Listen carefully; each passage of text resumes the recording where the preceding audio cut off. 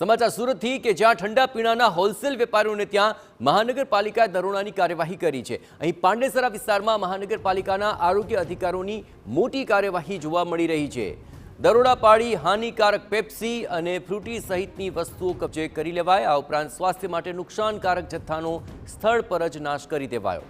અખાદ્ય 80 kilo food, 1000 થી વધુ Pepsi, 7 litre ફ્રૂટીનો નાશ કરવામાં આવ્યો છે।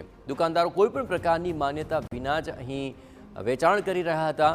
પાંડેસરા, ઉધના, ડિંડોલી આ સહિતના વિસ્તારોમાં ઝાડા ઉલટીના કેસ પણ વધી ચૂક્યા છે।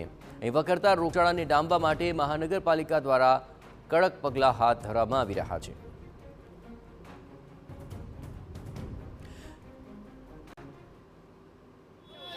રોગચાળાનું પ્રમાણ હમણાં વધી રહ્યું છે।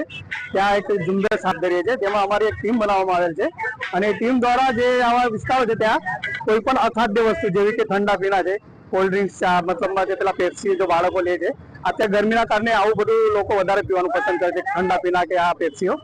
તેને અમે જગ્યા પર જ જઈને જે તે દુકાન પર, સંસ્થા પર ચેક કરીને જો મળતું હોય આવી વસ્તુ જમા લઈએ। જે અખાદ્ય જે ખરાબ ખાવાની વસ્તુ જેવી છે એ બધી જમા લઈને તાત્કાલિક એને જગ્યા પર નાશ કરીને પાવડરનો છાંટકાવ કરીને એને આમની સાથે ગાડી પણ છે, કચરાની ગાડી, એમાં અમે નાશ કરી દઈએ છીએ અને તાત્કાલિક ટ્રાન્સપોર્ટેશન મોકલી આપીએ છીએ।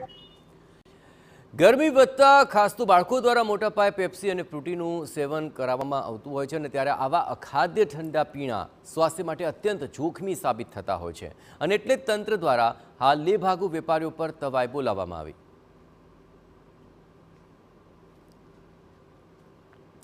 અને આ સમગ્ર પરિસ્થિતિ પર વધુ વિગતે વાત કરવા માટે જોડાઈ રહ્યા છે સુરતથી સંવાદદાતા બલદેવ સુથાર। બલદેવ, આ મોટી એક કાર્યવાહી હાથ ધરવામાં આવી છે। શું આગામી દિવસોમાં પણ અન્ય વિસ્તારોમાં આ જ પ્રકારની કાર્યવાહી રહેશે અને અત્યાર સુધીની કાર્યવાહી શું રહી?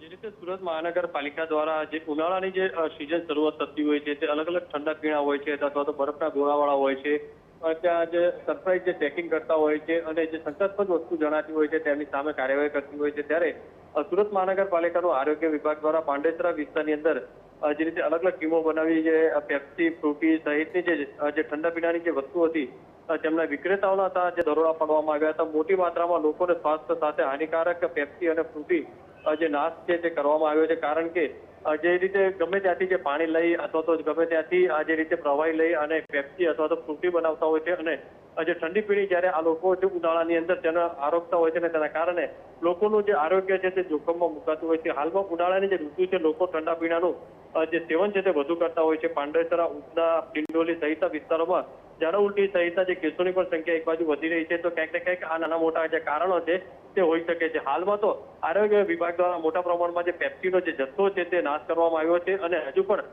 આવનારા સમયે અલગ અલગ વિસ્તારોની અંદર આ રીતે જે બરફની જે મોટી ફેક્ટરીઓ છે, પેપ્સી છે અથવા તો ઠંડા પીણાને જે વિક્રેતાઓ છે ત્યાં પણ દરોડા પાડી અને વધુ કાર્યવાહી કરવામાં આવશે।